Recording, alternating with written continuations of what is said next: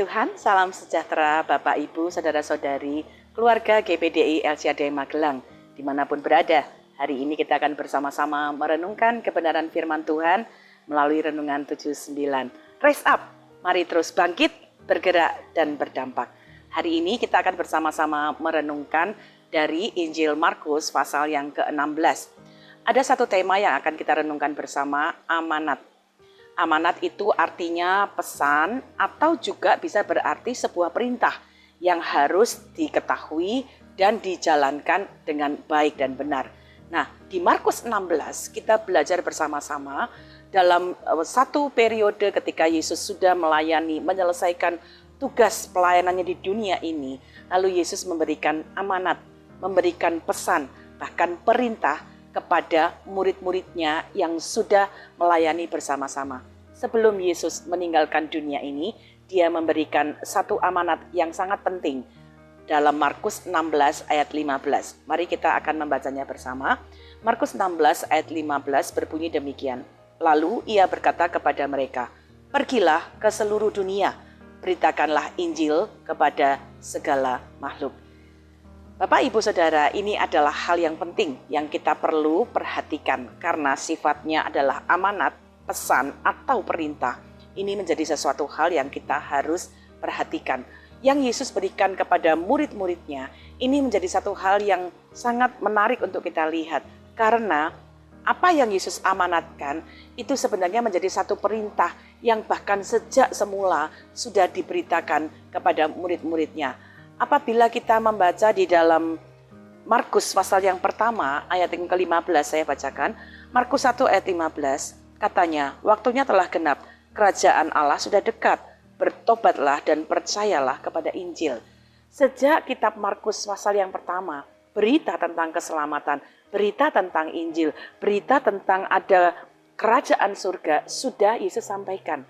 Lalu sepanjang pelayanan Yesus di dunia ini, berita itu yang terus diberikan. Ada keselamatan, ada pengampunan, ada kekuatan, ada kerajaan Allah. Yesus sendiri yang menyampaikannya.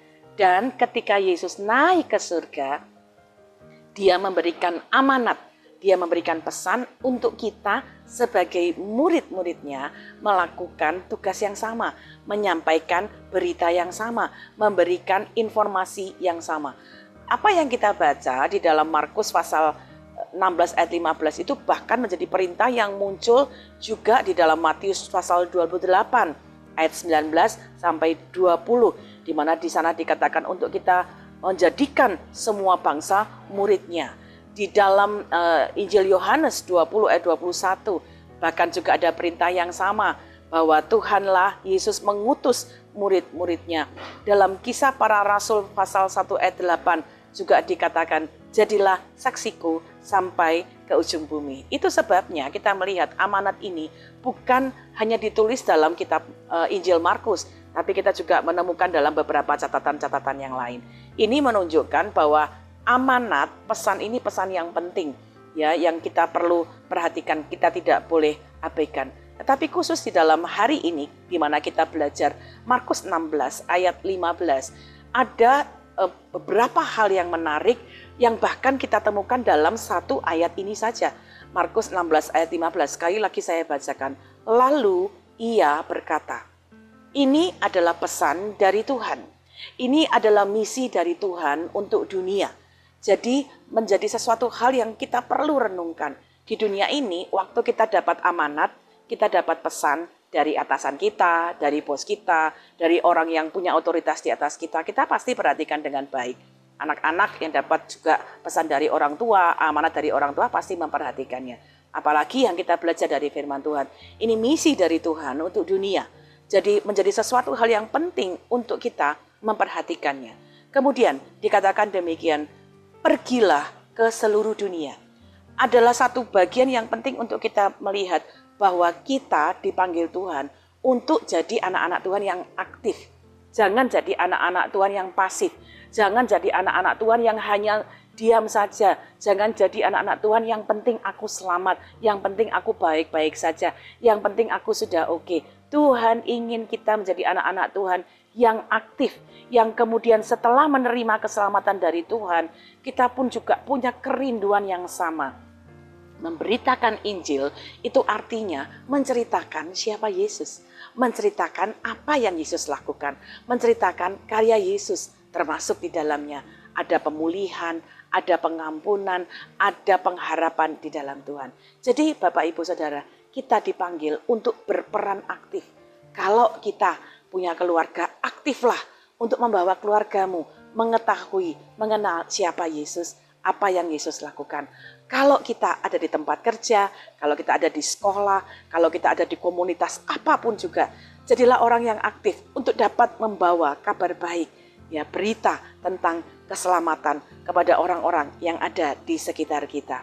Kemudian pelajaran yang lain yang kita dapat lihat dari ayat ini dikatakan begini, beritakanlah Injil. Kita dibawa untuk diminta, diberi amanat untuk menyebarkan kabar baik. Jadi kabar baik, ya, Injil itu harus jadi prioritas. Ya, karena firman Allah, amanat ini memberikan kita panggilan yang khusus untuk berkata, pergi, jadilah aktif, lalu yang kita sampaikan adalah kabar baik. Nanti mari kita akan bersama-sama merenungkan selama ini waktu kita ada di sekitar kita, di komunitas kita, kabar apa yang kita bawa? Apakah kabar buruk? Apakah kabar burung yang mungkin belum tentu kebenarannya? Firman Allah memberi kita amanat. Jadilah orang yang membawa kabar baik. Kabar pengampunan dari Tuhan, kabar keselamatan, kabar kesembuhan, kabar kekuatan. Mungkin kita punya teman-teman dekat yang mengalami kesedihan. Bawa kabar, ada sukacita, penghiburan di dalam Tuhan. Mungkin kita punya teman-teman atau rekan-rekan kerja yang hidup dalam keputusasaan. Ketika mereka bertemu dengan kita, beritahu mereka bahwa di dalam Tuhan ada pengharapan. Nah, kita kemudian dapat belajar juga yang terakhir dari ayat ini dikatakan demikian, beritakanlah Injil kepada segala makhluk. Ya, yang Tuhan berikan kepada kita pelajarannya bahwa apa yang kita lakukan dengan amanat ini akan menjadi sesuatu yang kita harus berikan kepada siapapun juga tanpa memandang latar belakang dan keadaannya. Ini menolong kita untuk melihat siapapun yang Tuhan izinkan untuk bertemu dengan kita, hendaklah kita menjadi orang yang menyampaikan kabar baik kepada mereka. Jadi kita melihat amanat yang Tuhan berikan kepada kita sifatnya global, sifatnya mendunia, sifatnya itu sangat luas. Jadi mari kita bersama-sama melihat kita punya amanat yang luar biasa. Karena itu mari kita belajar bersyukur untuk hal ini. Nah, Bapak Ibu Saudara, bagaimana kita mengaplikasikan amanat ini dalam hidup kita? Mungkin kita berkata, apakah saya harus berkhotbah kepada orang-orang di sekitar saya? Bagaimana saya membawa kabar baik? Tentunya nomor satu, tentunya karena itu bersifat kabar baik, memberitakan, kita bercerita, kita bisa menceritakan pengalaman kita. Kabar baik, menceritakan tentang Yesus, itu bisa juga berarti kita menceritakan pengalaman kita dengan Yesus. Mungkin kita bisa cerita bagaimana waktu kita susah dan Tuhan memberikan kita pertolongan. Waktu kita susah, kita berdoa dan Tuhan menjawab doa kita. Jadi memberikan kabar baik, mengerjakan amanat itu bisa dengan menceritakan pengalaman hidup kita. Dua, kita juga bisa menjadi orang yang membawa kabar baik dengan memberi waktu kita berdoa syafaat untuk mendukung penginjilan di dunia. Mungkin Bapak Ibu tidak bisa menyampaikan seperti orang berkhotbah, tapi waktu kita berdoa, Tuhan berkatilah penginjilan-penginjilan di kota-kota, di desa-desa, berkatilah gereja-gereja, berkatilah hamba-hamba Tuhan, berkatilah penginjil-penginjil. Kita sedang ada dalam barisan orang-orang yang mengerjakan amanat Tuhan. Mungkin kita juga dapat menjadi orang-orang yang memberikan dukungan secara finansial. Mungkin kita tidak bercerita secara langsung, tapi kita memberikan donasi bagi tempat-tempat di mana ada pekabaran-pekabaran Injil. Itu bisa menjadi juga bagian di mana kita melakukan amanat-amanat agung. Bapak Ibu juga bisa mendorong orang-orang, ya, memberikan donasi bagi orang-orang yang misalnya belajar menjadi misionaris, menjadi hamba-hamba Tuhan. Itu adalah bagian-bagian di mana kita terlibat dalam amanat agung. Yang terutama adalah kita mendukung semua upaya untuk membawa orang mengenal siapa Yesus. Orang mendengar apa yang Yesus lakukan. Yesus sudah menceritakan itu dan menampakkan itu pada saat dia dalam dunia ini. Dan ketika Yesus naik ke surga, dia memberikan amanat itu kepada kita untuk kemudian meneruskan berita ini kepada orang-orang di sekitar kita.